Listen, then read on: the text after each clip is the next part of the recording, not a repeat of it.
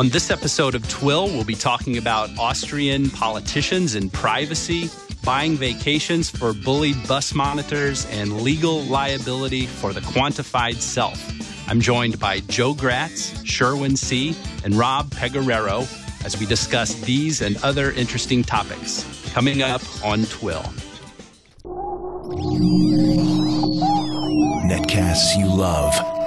From people you trust. This is TWiT. Bandwidth for This Week in Law is provided by Cachefly at CACHEFLY.com. This is This Week in Law, episode 167, recorded June 22nd, 2012. Are you game? This episode of TWiL is brought to you by ShareFile.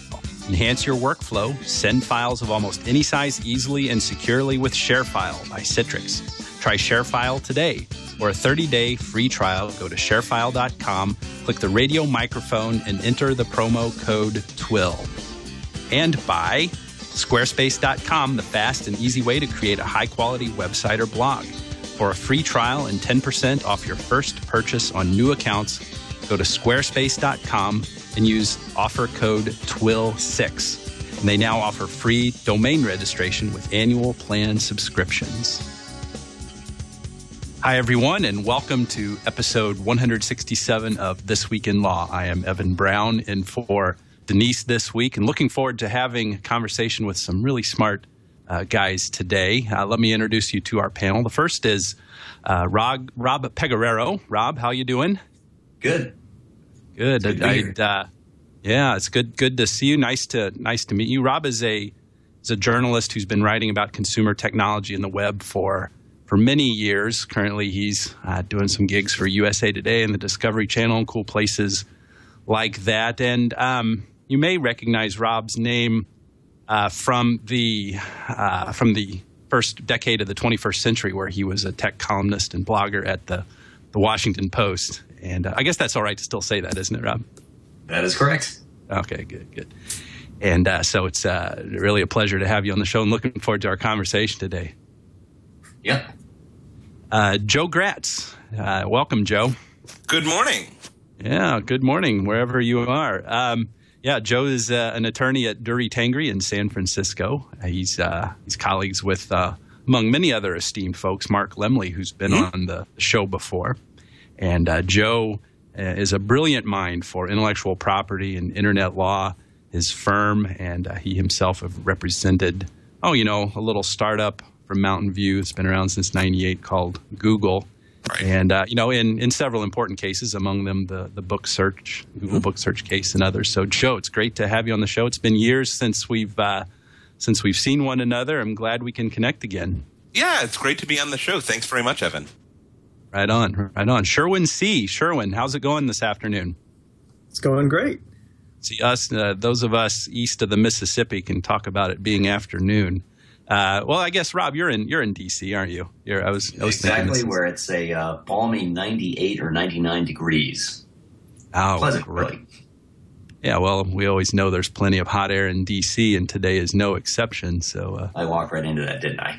You set me up. That probably didn't take a whole lot to come up with that one. So yeah. But usually it's such a West Coast oriented show. It's great to have three guys east of the Mississippi this week. That's pretty good. So anyway, yeah. Sherwin, welcome back to the show. You've been here before. Sherwin is the deputy legal director at Public Knowledge, that great organization in D.C. Sherwin works on copyright issues and technology policy. In a past life, he was with EPIC, the Electronic Privacy Information Center, where he did work on consumer and communications issues. So what's new at Public Knowledge these days, Sherwin? Oh, it's been pretty busy. I don't know if you saw, but my boss, Gidi, was testifying on a Hill hearing about the merger between Universal and EMI just yesterday. And I think there's another hearing on the future of video coming up next week. So there's prep for that. There's a couple of really interesting copyright cases. Well, one copyright case and one telecom case coming up too. So briefing those. Oh, great, great. Well, it's good to talk with you, and as always, looking forward to see what comes next from Public Knowledge. I always enjoy our conversation. So how'd you guys do on the Twitter outage yesterday? Rob, I know you're a pretty big Twitter user. Did you survive okay? It felt like it was 2008 again, didn't it, to you? Yeah, the first one, yeah. You have this urge to complain about it. I thought, what platform am I going to use for that? And I actually started talking on Google Plus for the first time in a couple of days. The second outage, I was actually having lunch at the time, so I missed the whole thing. I hear it was terrible. Oh yeah, I was getting the shakes. It was kind of weird because I was, in a meeting with a guy who, it's another lawyer who's starting to really get into blogging and using social media, and I was so excited to tell him about Twitter, and then tried to log on to it, and didn't even have the courtesy of a fail whale to show him. It was such an extensive. That's the mistake outage right there. Trying to demo something always ensures it will break. Right. So I take full responsibility. Sorry, everybody, for the Twitter outage yesterday. But so I guess it gives rise to the question, how is it that we can live for any period of time without a platform for grandstanding? Just this morning I saw that LeBron James was tweeting OMFG, I am a champion, of course, after the Miami Heat won the NBA title last night. But there's even a more rarefied version of grandstanding on Twitter, and that's called Congress. I've already poked some fun at Washington in the show already. Did you guys see in the show notes for today the piece from Mashable about some of the reactions from Congress people that the House committee was recommending that Attorney General Holder be held in contempt of court? Did you guys take a look at that? And here, don't all speak up at once, So there was the that's what I get for asking open questions out to the ether here. So it was just there was a piece on Mashable. It was by who did write that? It was by Alex. Help me out here. Anybody? Alex Fitzpatrick. Alex Fitzpatrick. Thanks. Yep. And what it did was it featured several screenshots of tweets from representatives who were involved in this situation. And just to give a little bit of the backstory here, Attorney General Holder is not turning over information and documents in response to the House inquiry about the Fast and Furious scandal, where apparently there were some federal funds used to help out the Mexican drug cartels, and it ended up in the death, perhaps, of a Border Patrol agent. So we've got one Republican putting up a tweet that says it's inconceivable that Holder continues to withhold information. Border Patrol agent Brian Terry's family needs answers. And in the same piece, we see a tweet by a Democrat congressman says to talk about the gotcha nature of this charade, trying to hold the Attorney General in contempt in this way. So, Rob, I have a question for you. How should we think about Twitter's role in politics, especially in the way that it's underscored by this? I've introduced it in the concept of grandstanding. Does Twitter serve a valuable role for political discourse in a society today? And I wonder if you can comment on that. Well, discourse, that's kind of the key word in this, isn't it? Because a lot of politicians, their Twitter streams are one way. It's sort of a, pithier versions of their press releases. You don't as often see someone who gets into a conversation with people. And of course, it can be done wrong. There's a certain former congressman from New York who likes Twitter a little too much for his own good. It is. I try to follow people I disagree with. I'm actually the guy I follow on Twitter who does my taxes. We probably don't agree on too many issues, but it's sort of good to see people who disagree with you click on the links they throw up and see, is there an angle I'm missing? But, it's like any other meeting. If everyone, their follow lists exactly map with their existing preferences and there's no overlap and you don't read anyone who's not going to make you mad or angry or questioning, then it's no better or worse than anything else we've invented to communicate. Well, I hope the guy that you follow who does your taxes, at least you kind of agree on tax policy issues. That would seem kind of helpful. Actually, no. We have some disagreements on how you should tax things like capital gains and investment income. Yeah. As long as you disagree on policy and not the actual application, I think you're probably safe, right? Well, that's the thing, of course. I have to take his word for it. If he says that's what I owe, then I can't do that math. Right. I mean, I would assume, I think Rob's right that people are using, are using Twitter just the same way they would use any sort of press outlet. What's nice about it is that I think one of the things that's a little bit different about it is it's easier for an individual news consumer to sort of curate that feed, so that you could hear from, say, your representative, even if they're not necessarily going to be, making national news on things, or if a particular statement on some issue that might be obscure to your local paper might make it. But yeah, I mean, these things are going to be pretty well curated, and in the case that they're not, it's actually pretty great because you can have, another outlet. But I suspect those are more rare than the norm. And in these days where we have so little, sometimes so little cross-party bipartisan dialogue, being able to have a dialogue on Twitter around a particular hashtag between legislators on different sides of an issue, while there's going to be some point scoring and some, grandstanding via Twitter, on one hand, at least the conversation is being had, and on the other hand, at least they're being required to get it within 140 characters. Well, do you think that is a good thing or a bad thing? If there's this requirement that it's 140 characters, are we somehow inherently going to diminish our capacity for deep thought on these things? I'm reminded of the Carr book, The Shallows. Is this going to just make political discourse even more meaningless if it's just centered around a hashtag and such limited depth to it? So tweets are sound bites, to be sure, but at least they're sound bites that can have links in them. Right. Well, and Rob, you raised a good point. It almost by implication, you certainly didn't use this term, but you were saying that there's very little conversation. It's not so much discourse, but kind of one-directional communication. And what this brings to mind, and I didn't necessarily plan on talking about this, but this idea of confirmation bias. Is there something that we need to watch out for if we're going to just only follow, if the tendency is, unlike what you do, for people to follow only those people that they agree with, that people are going to get much more deeply ingrained in their ideologies and have a lessened capacity for a variety of disparate types of thinking. Would you be concerned about anything like that, Rob? I think the risk of that is probably a little less on Twitter, because compare that to TV. If you watch, say, only Fox News or only MSNBC, not that I'm equating the two of them in terms of their ideological slantedness, it's not as if you will suddenly accidentally have some other channel break in.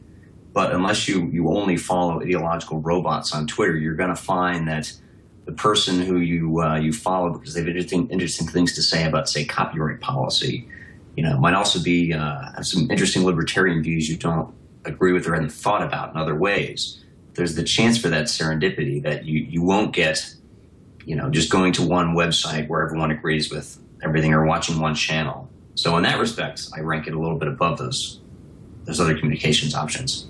Yeah, good deal. Well, speaking of... Go ahead.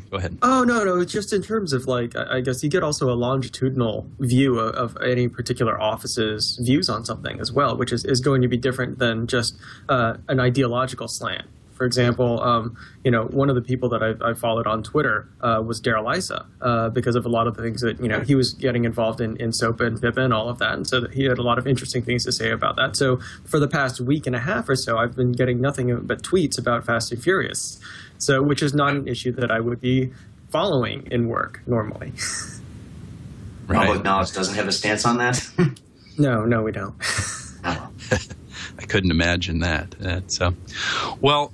Naturally, since we're talking about Twitter and politics, the next topic should be privacy in the woods in Austria. So wonder if you guys saw the story that was in our notes. There's this guy, this politician, and he hasn't been named. His name hasn't been released to the media, nor have any of the images that are giving rise to this story. Neither have they been made public. But there's a politician in the province of Carinthia in Austria. He was caught on film, or caught by a camera, having sex in the woods. It was this wildlife camera that had been installed by a local hunting society, and it was motion activated. So he showed up in the field of view of the camera, and it started recording. And I guess from what I gather, it was out in the woods. And the story doesn't say whether it was on private property or whether it was on public property, but it was this hunting society who had set it up to be able to film, and monitor wildlife. So the politician is pretty outraged by that, and there was a piece in the Russian Times, RT, that I put in the show notes for today. And it seems to be sparking this debate. Privacy advocates on one side are saying that there should have been a warning sign, letting this guy know that there was what he was characterizing as a third party hiding in the bush there. So how should we think about this? Sherwin, let's go to you first. As little as possible. Sorry, go ahead. Well, actually, I think what's interesting about it is from an American legal perspective, right? I think that the first thing people would be talking about is, well, you're out in the woods, so you're out in, it's a public space, so you don't have an expectation of privacy, and so they move from there. And that's certainly a reasonable sort of supposition. Is you're out in public, you're out in the middle of the woods, anybody can see what you're doing. I think the European stance on that, and I'm stereotyping broadly, obviously, but it is that you have a right to sort of not necessarily be recorded and have your face and name sort of stored with that. And I think in this particular case, one of the interesting things to think about is the fact that, well, for the purposes of that camera, a warning sign isn't going to scare the deer away. So that actually is not necessarily a bad policy solution. As for whether or not they should actually be, that the society should be liable for this thing existing, that strikes me as being a bit weird. But I'm not. I certainly don't know much about Austrian national privacy law. Yeah, one thing that struck me interesting what you said there is that if you're out in the woods, that's just like, or that is being in public, and that you shouldn't have a reasonable expectation of privacy. I mean, does it really not make a difference, the fact that this was out in the forest in a remote area versus, in the city where, I can look out my office window right now here in Chicago and see on the street, on the post for the stoplight that there are cameras going in at least 3 different directions. I know that if I'm going to walk out there, I'm going to be filmed. Does it really not make a difference, the woods versus an urban setting? Well, I mean, Sure. I'm not going to make like a legal judgment as to how that matters, because a lot of it would, in the U.S. at least, it would matter from state to state, all sorts of things like that. But generally, public is considered public, because the difference is drawn not along the lines of how many people there are, but sort of whether the space itself, the land is considered, private or not, or whether you have an expectation that people can look into it, whether or not people are there or not. Which is an odd sort of assumption, because cameras are becoming more ubiquitous, and cameras can be placed, in ways that humans aren't, and they can be invisible in ways that humans aren't, even on the street.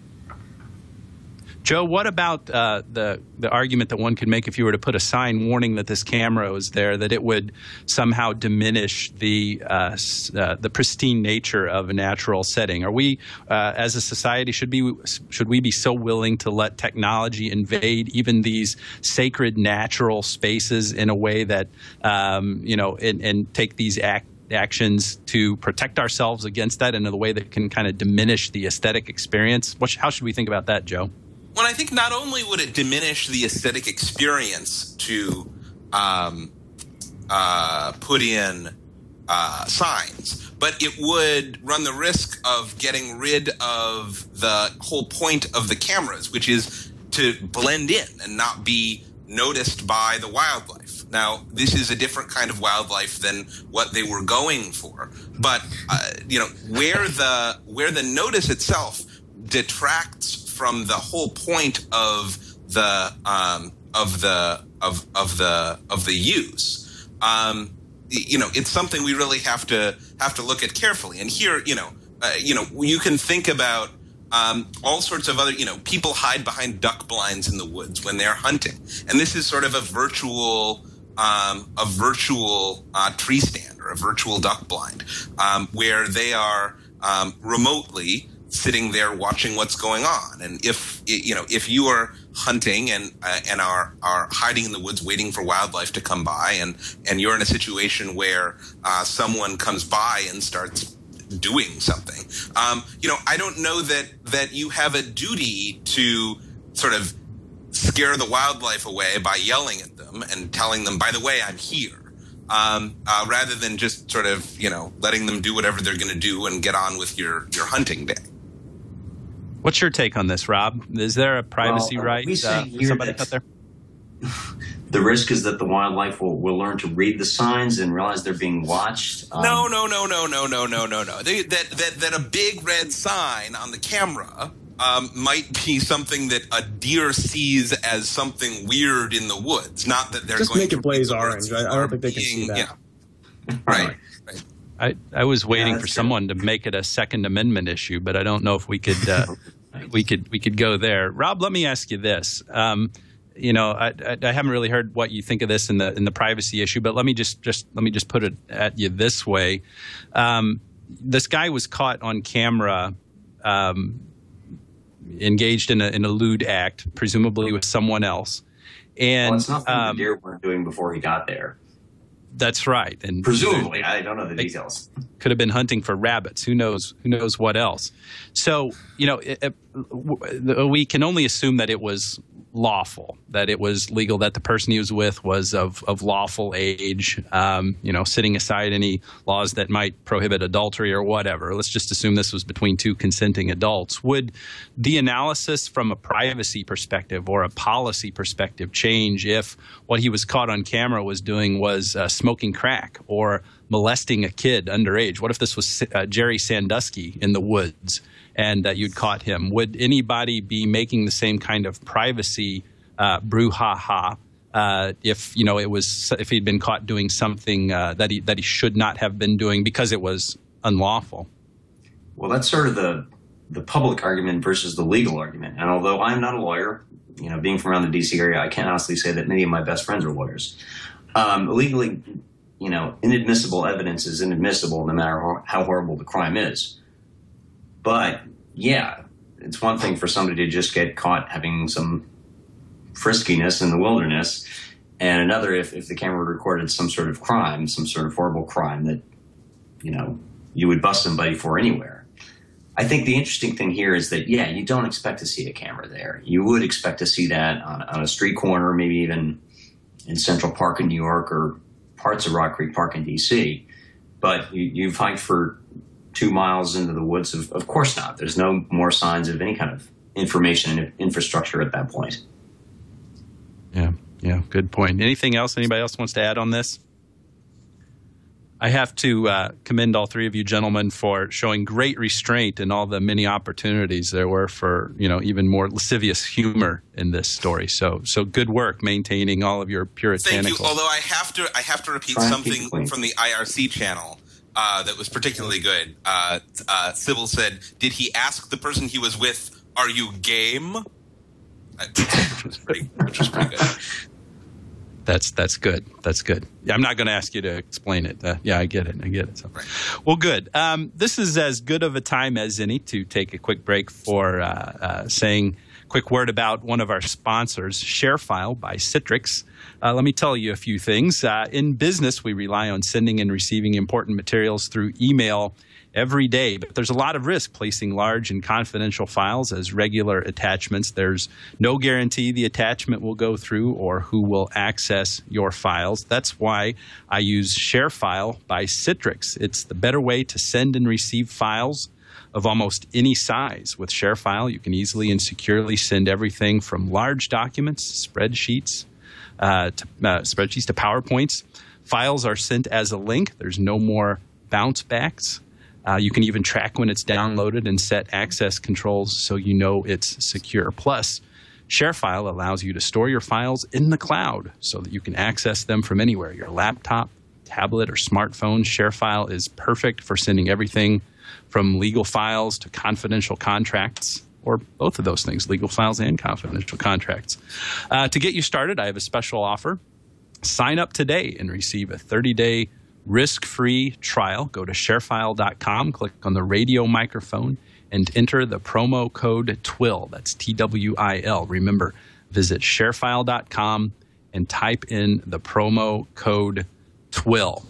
So, gentlemen, we were talking about, in a certain sense, Big Brother, cameras in the woods, being filmed when you don't necessarily know about it. But there's also this concept of little brother. And what I mean by that, the distinction is us filming each other and it being, even knowingly filming one another, and there being something, whether it be ethical or legal or somehow controversial arising from that. There's this story from Greece, New York, 68-year-old Karen Klein. She was a woman who worked for $15,000 a year being a bus monitor for the local school district. And recently she was on the bus, and I think it was one of the students filmed some of the other kids, I think these were middle school kids, taunting her, being really mean to her, saying mean things for about 10 minutes or so, and just really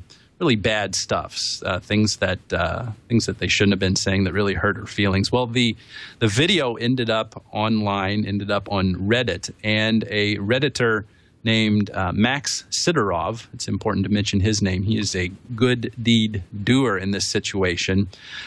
He started up a campaign to buy this woman, for people to donate money to send this woman on the vacation of her life. And so far they've collected, as of last report I saw, about $200,000 to send this lady on a cruise or something like that, something really nice, as if to somehow ameliorate the effects of the bad treatment she suffered at the hands of these middle schoolers. So, as I see it, there's a couple of sides to this story that we could look at. One is about, one is commentary on what this says about our society and our middle school kids, if they'd be so mean to a 68-year-old senior citizen like this. But the other side, and perhaps the more interesting side, certainly for this context, is to discuss the generosity and the compassion and the online ethos of the Redditors who have joined behind this and donated money to do something nice for this lady. So let me start out with just a very general question. Rob, let me point this at you. Should this ethos of generosity and altruism and compassion on the internet, should that inform technology policy in any way? And if so, what would be your thoughts along those lines in a very general sense? Well, it sort of has. If you look at the crowdfunding debate, which has sort of led to the Jobs Act, which makes it easier for startups to raise money Kickstarter style, or Indiegogo is the set they're using for this Reddit charity. That's something that wasn't really possible. It was a lot more difficult for people to, put together their change and raise a lot of money collectively. So that we have seen that force some changes, although not necessarily in a charitable way, just in a let's give people another way to get into business. I really hope that the kids involved, at some point, their parents will sit them down and say, you can be like the person on this video, or you can be like the people who raised all this money for the lady you harassed for no good reason. That's the lesson that should be learned.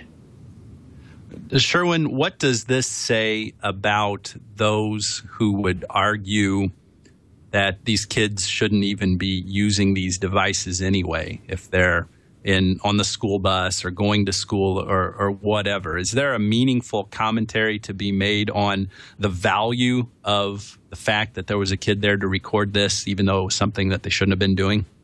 Oh, I think there's definitely a value to having recording devices in the hands of individual citizens. I mean, we can see all sorts of not just newsworthy things, but also abuses of power and all sorts of we wouldn't I guess Rodney King just died recently, and that wouldn't have existed if not for a regular citizen with a recording device.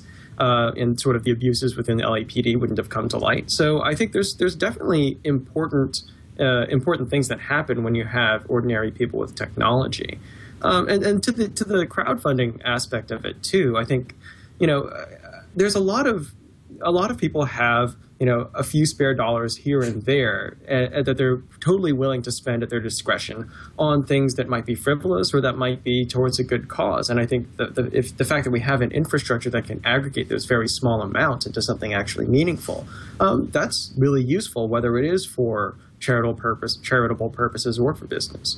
I mean, it's just making sure that the infrastructure is able to support that.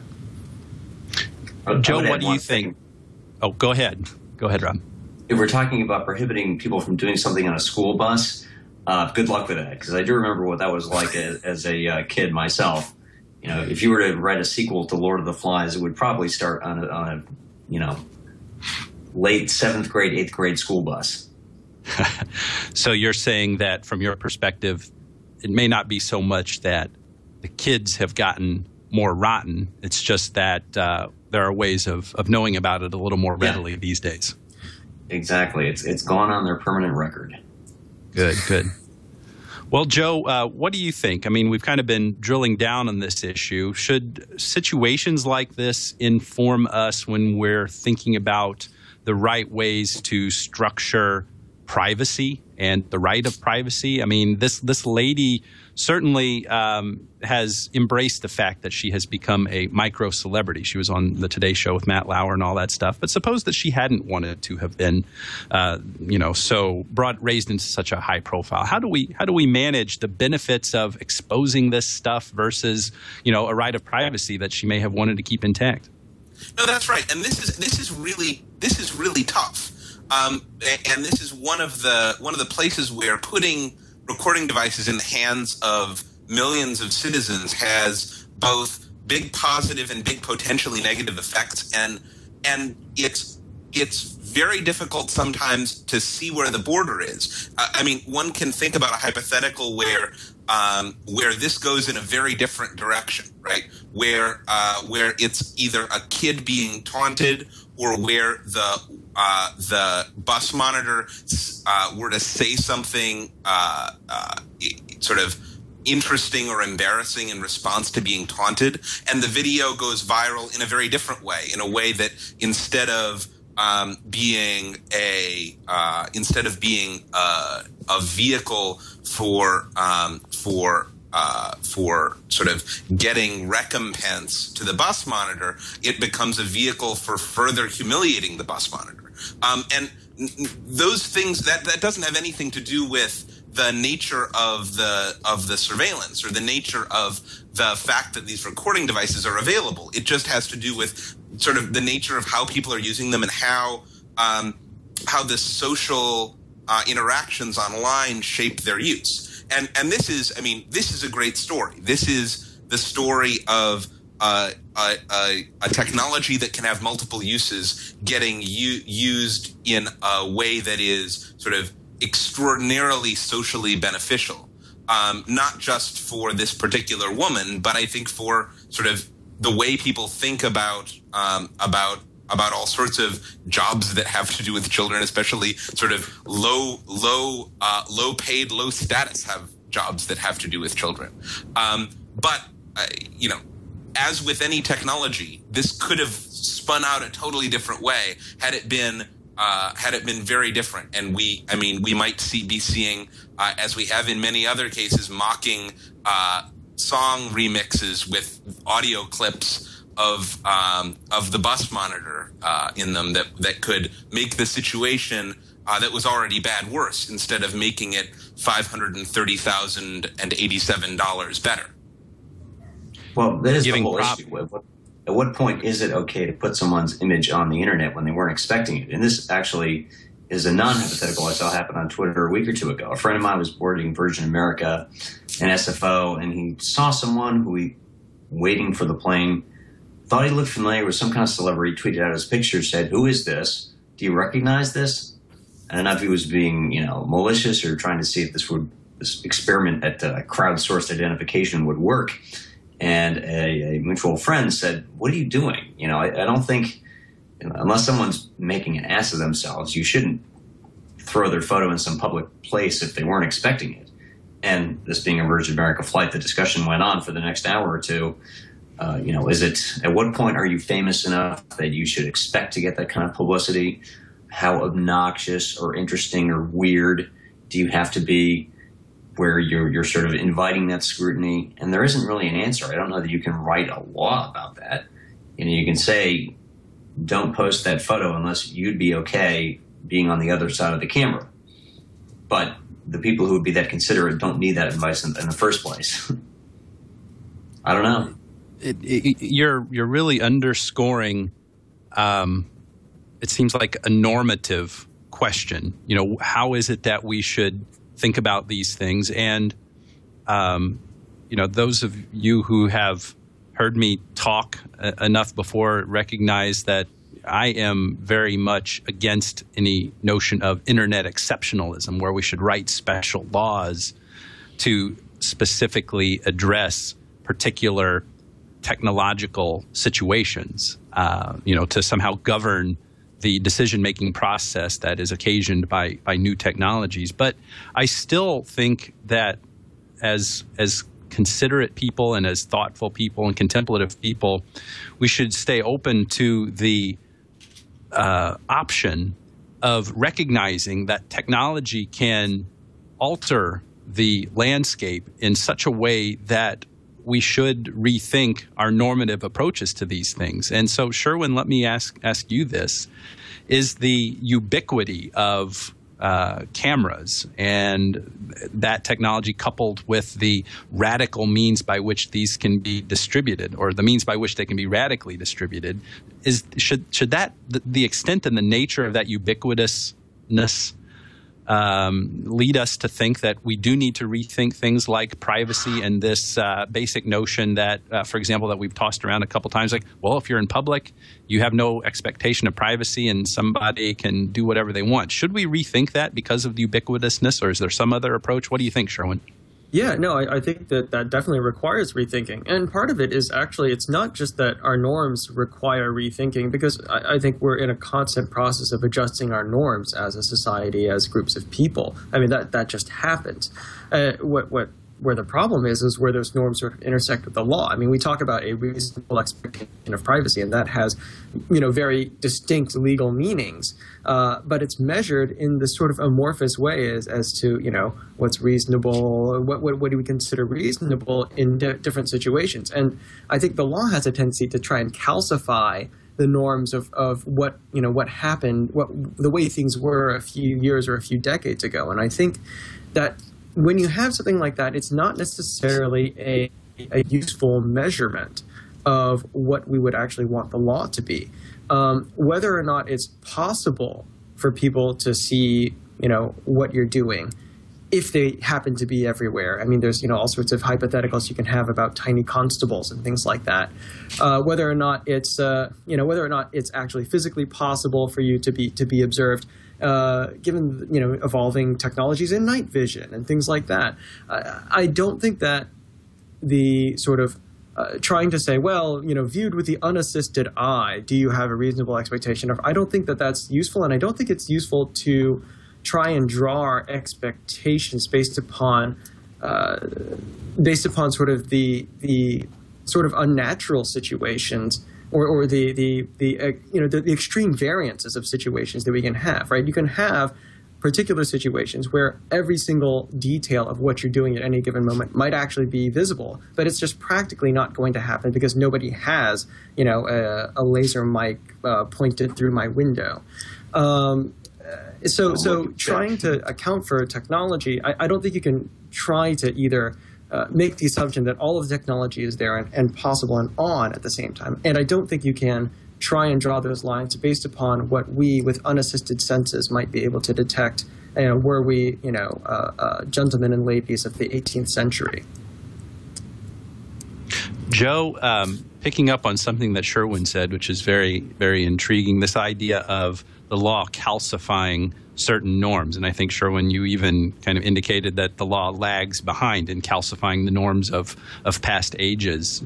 Joe, my question for you is, should that still be the appropriate role of law? Is that the best that law can do, is to calcify these things, and the implication of that is to make them rather inflexible? Or should the law somehow try to be more flexible and adjust to norms? And should we be more aware about the threats to our privacy and our dignity and our safety that are occasioned by new technologies? What's your reaction to that, if you have one, Joe?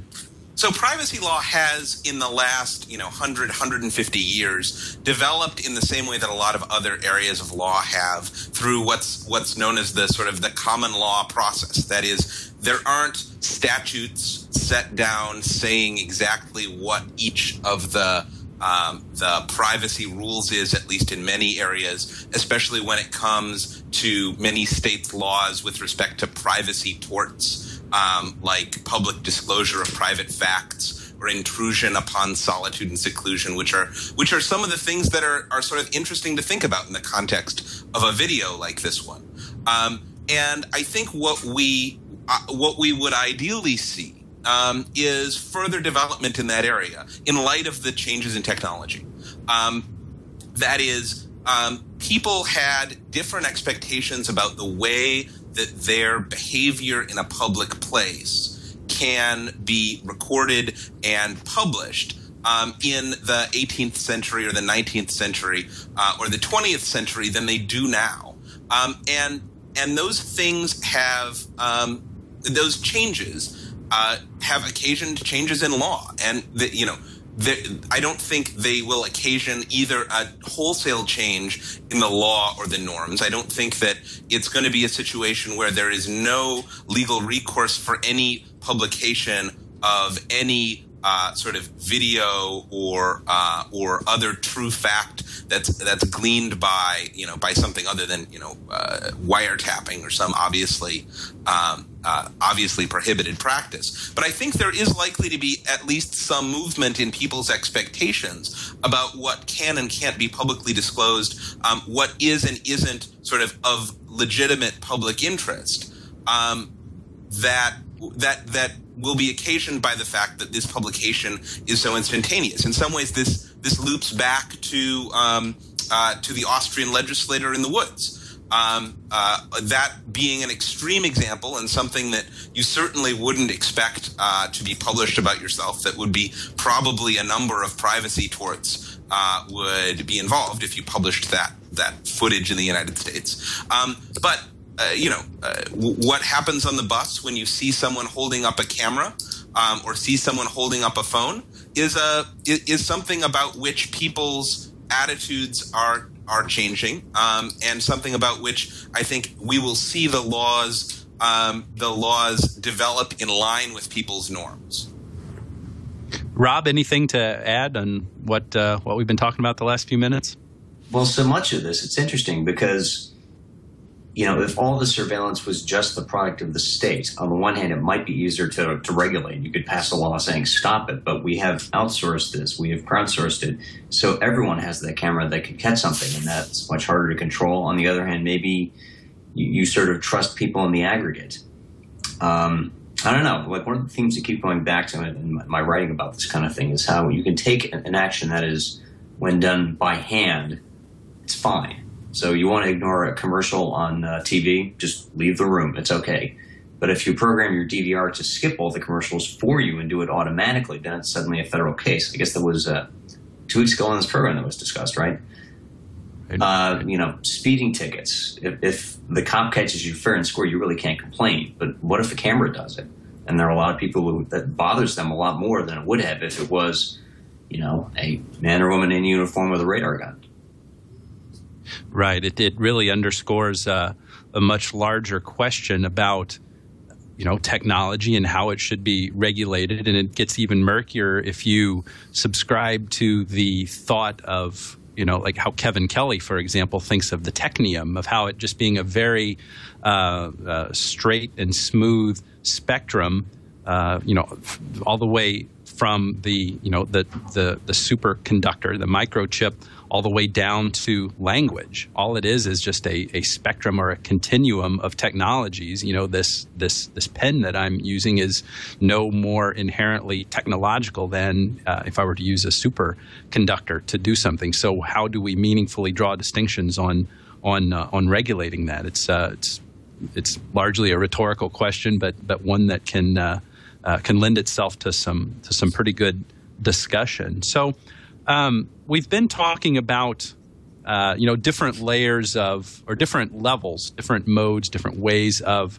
surveillance. I was talking about the Austrian politician being the subject of a Big Brother-ish like activity, and then we're talking about Little Brother, where we're filming each other kind of at a lower level here. It's more of a peer-to-peer kind of surveillance. But then there's a third type of surveillance, and I'm kind of put that in air quotes, the notion of the quantified self. Another way of segueing into this is this idea of the quantified self. I think the term is attributed to Gary Wolf and Kevin Kelly, going back to when Kevin Kelly was an editor at Wired. And what I'm talking about here is data acquisition that one does in his or her own life to collect information about, for example, food consumed, the quality of your surrounding air, what kind of emotional state you're in, and using technology to collect that information, aggregate it, evaluate it, slice it up, and look at it in different ways. And so we are given a situation to talk about that gives rise to some interesting legal issues, I think, when you can extract this from it, from this service called Strava, S-T-R-A-V-A. Any of you use that service to do any furtherance of your quantified selves? Anyone? That would require athletic activity, so absolutely not.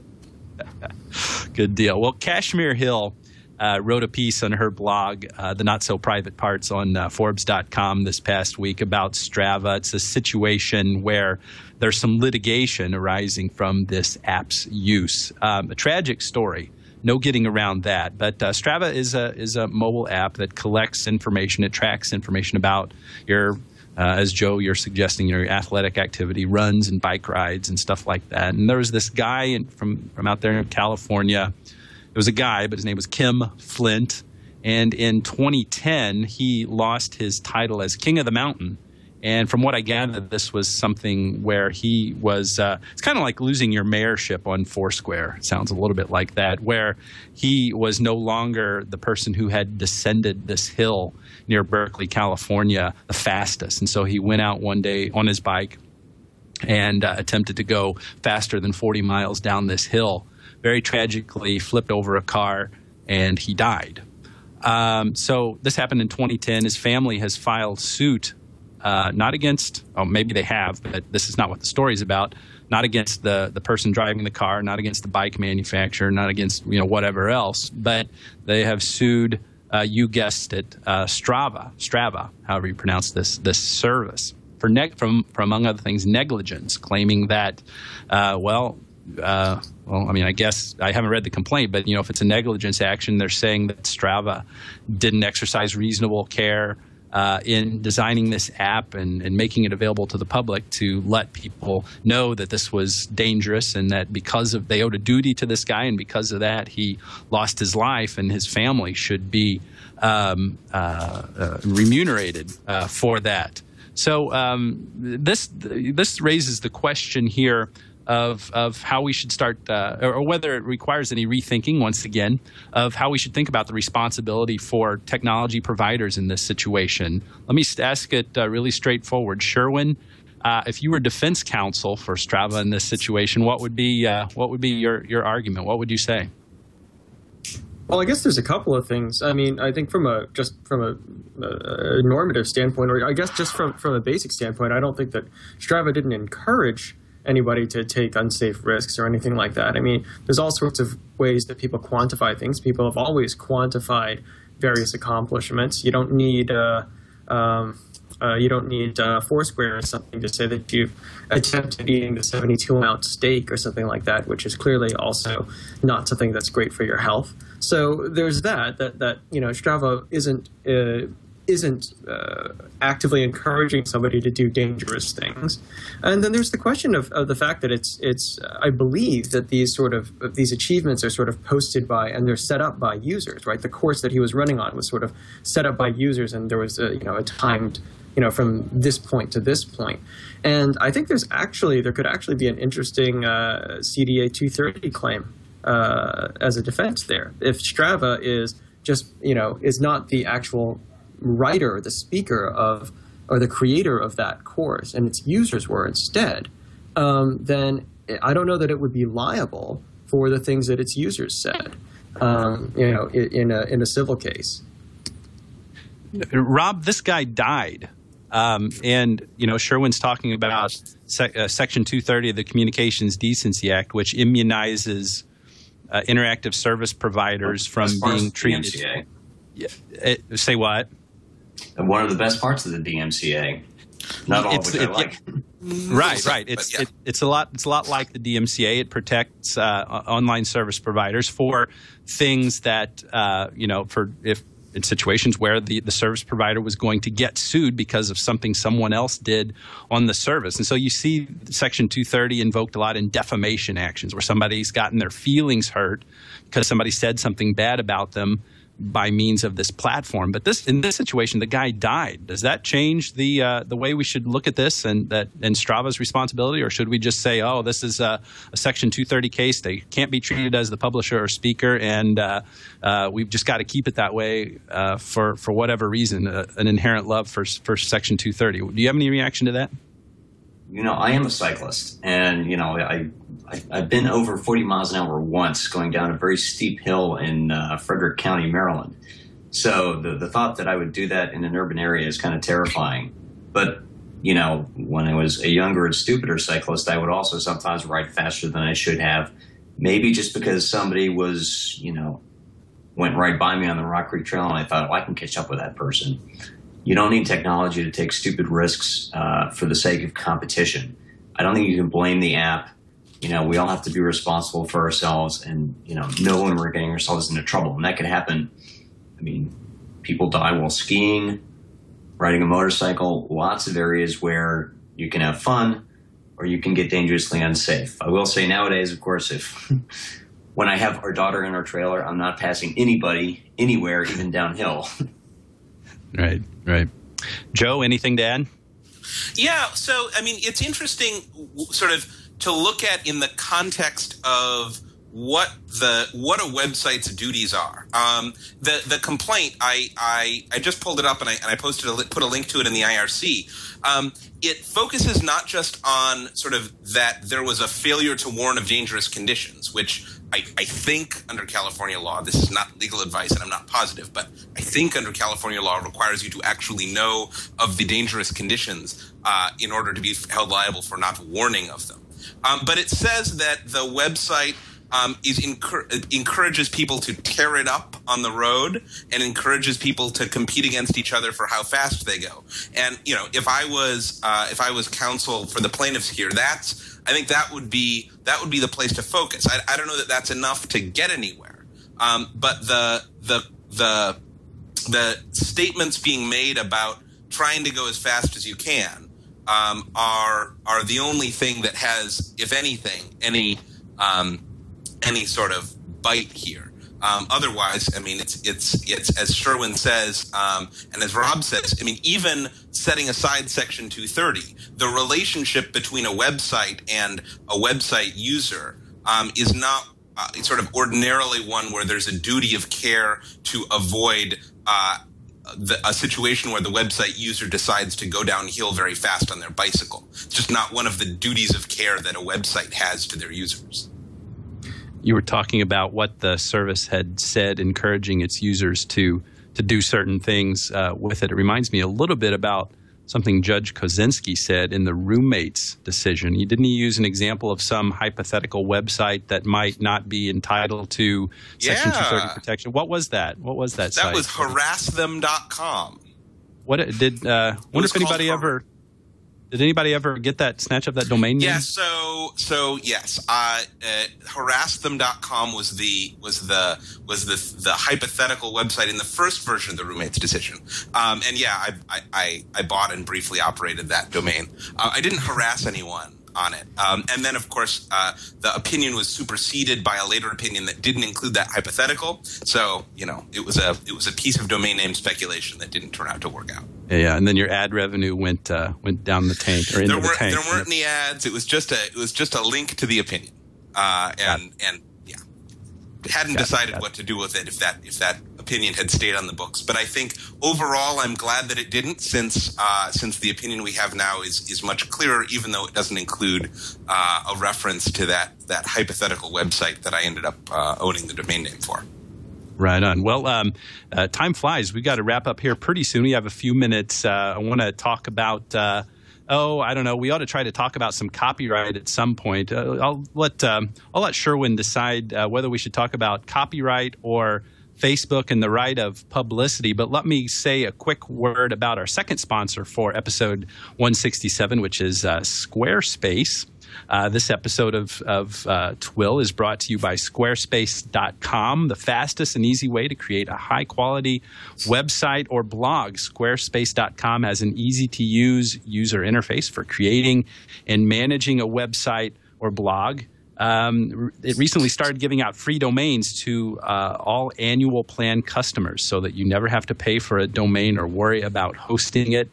It's all conveniently integrated when you sign up, and it requires zero configuration by making domain selection and mapping completely seamless. And even if you decide to cancel the service, the domain is yours to keep.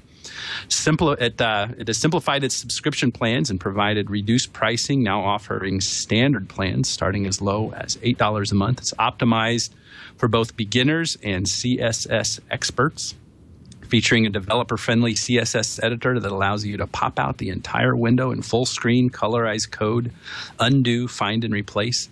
There are hundreds of design templates to choose from, and you can customize any of the designs to fit your needs. iPhone, iPad, and Android apps for updating your blog. On the go, Google's complete web font library, over 300 fonts, are now fully integrated. Online resources and a special support team to give you personal help 24 hours a day, 7 days a week. Squarespace even offers free live webinar classes to help you get the most out of your Squarespace site or blog. For a free trial, go to squarespace.com, sign up for a free account, no credit card needed. Just try it out and start building your website. Then if you decide to purchase it, use offer code TWiL6, TWiL 6, and get $10 off, or 10% off your first purchase on new accounts. And don't forget about free domain registration with annual plan subscriptions. That's squarespace.com, and use offer code TWiL6. Also, if you are doing self-study CLE, that's a new thing we're rolling out here on TWiL. I've got a code for you. For if you need to report on that, the code is quantified self. We were talking about that a little bit earlier, and if you guys can remind me before the end of the show, I need to do another CLE code as well, a secret word for those of you who are reporting. So, Sherwin, you still with us? Yes, still here. Would you like to talk about copyright, or would you like to talk about Facebook and the right of publicity? Oh, well, given the chance, I'd always pick copyright. So, Good. So yeah. Yeah, well, okay. Last week, YouTube cut off API access to YouTube-mp3.org. That was a service that would transcode YouTube videos so that you could extract the MP3. You extract the audio as an MP3. And the RIAA is telling CNET now to take down this application called YouTube Downloader. So what should we think about this? Should CNET comply to the RIAA's demands? Well, my thinking is no. I'm not sure that the application itself is going to be illegal, and certainly I don't think CNET's hosting of it is illegal. So there's that. I mean, I'm not sure that the RIAA has threatened a lawsuit, but they certainly said, this is a terrible thing and you shouldn't do it.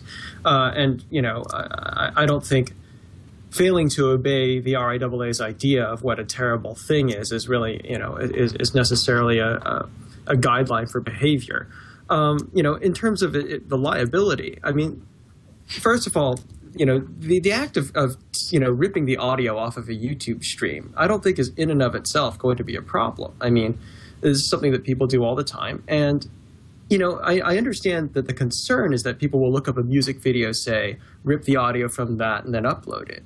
And my thinking is, well, yeah, but the uploading is the part that's the problem there.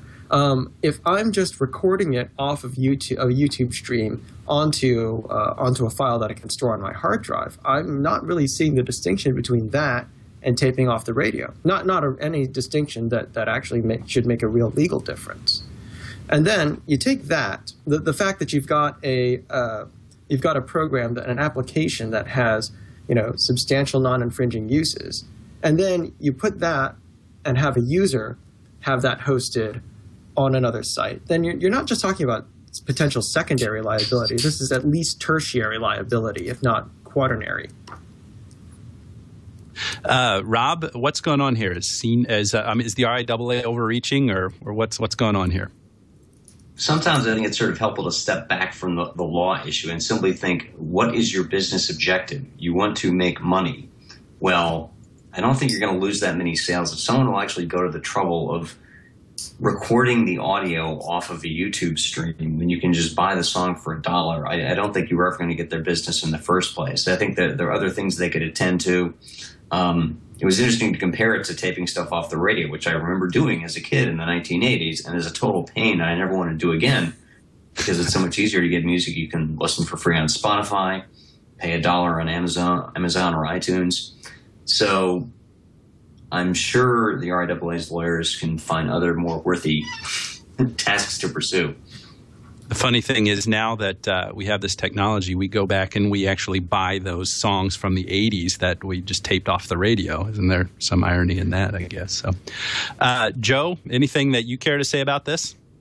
Yeah, so just in terms of this being a program that has general uses, it's not just for getting music. It looks like it can download video, and there are circumstances, I understand, in some sites works with Vimeo, for example, which has some Creative Commons content on it for which that's expressly permitted. There may be other content for which that's either a fair use or otherwise not an issue, so long as the terms of service of the site it says works with Facebook and Vimeo, for example, allow that.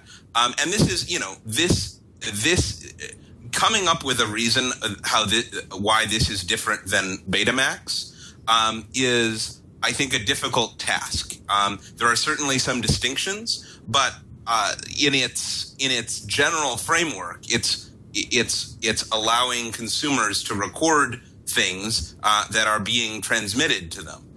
And in that sense, it's not specially adapted for any particular kind of infringing content. It's just adapted for recording content, and as Sherwin says, those substantial non-infringing uses, even after Grokster, depending on, of course, what communications the developer makes about the uses, but ought to, at least if things go right, render that something for which there isn't secondary liability. I have to imagine that what the RIAA is thinking about is they're concerned about the fact that, especially when we're talking about the internet and digital media, the line between sort of what you might think of as being a broadcast and what you might think of as being a distribution or a recording, the difference between something being aired on TV and sent to you on a VHS tape, or on an LP versus broadcast over the radio. Really that line doesn't exist as clearly. I mean, we can say generally we stream these things, we download these things, but in both cases, you're getting bits over the wire into your computer, and in either case, even with streaming, you're going to have a buffer. So it's that distinction. There's a difference in how we use the things, in the moment, but the technological difference certainly isn't there. I think they're really concerned about that, and they're trying very hard to enforce that sort of that legacy line. Well, this is a great topic. We could spend a lot of time talking about it, and I hope that we have the opportunity to do that very thing together once again. But we've got to wrap up. Like I say, time is flying. So one quick thing, just got to give another CLE code here. That would be ripping these this content off of these this streaming media here. So if you're doing self-study CLE, the second code is ripping. So, all right, let's go around the room and bid one another adieu. Joe Gratz, great to talk with you, my friend. Great to talk with you. Thank you very much. Yes, and where is there a place online that you'd like to promote yourself? I know that once upon a time you were a blogger, but that was in the last decade at some point. So the joegratz.net blog has taken a little bit of a hiatus. But if you're interested in finding out more about my firm and what we do, we're at duritangri.com. That's DURIETANGRI.com. Great. Well, thanks for being here. Rob Pegoraro, great to talk with you. It's great to finally be here. Yeah, great to meet you. What do you want to plug online? I know that you're certainly out there, but where should people go? Well, you've got my blog there, robpegoraro.com, and I can see from the search terms that come into it, there are many different ways to spell my last name, most of them wrong. I do a Q&A column on usatoday.com. I blog about gadgets and social media at news.discovery.com. I do a post a week for the Consumer Electronics Association about the state of the business at blog.ce.org. Great. Well, very nice to meet you, and really have enjoyed our conversation. Sherwin C., great to talk with you, my friend. It's great to be back. Great. And where are you? Where's your preferred location for people to find you online? People can find me. Oh, wrong way. There we go. Oh, well, publicknowledge.org. It's our homepage. You'll see links to our blog where, you can keep up on the sort of things we're up to and the sort of things we're paying attention to on copyright law, public policy, and telecommunications. I'm on Twitter at SherwinPK, tweeting somewhat sporadically. Twitter notwithstanding. Great. Well, thanks guys for being here. Thank you, everybody, for tuning in. I'm Evan Brown. Go to my blog at internetcases.com or follow me on Twitter at internetcases. Denise will be back next week to host the show. And until then, take care, and we'll talk to you then. See you later.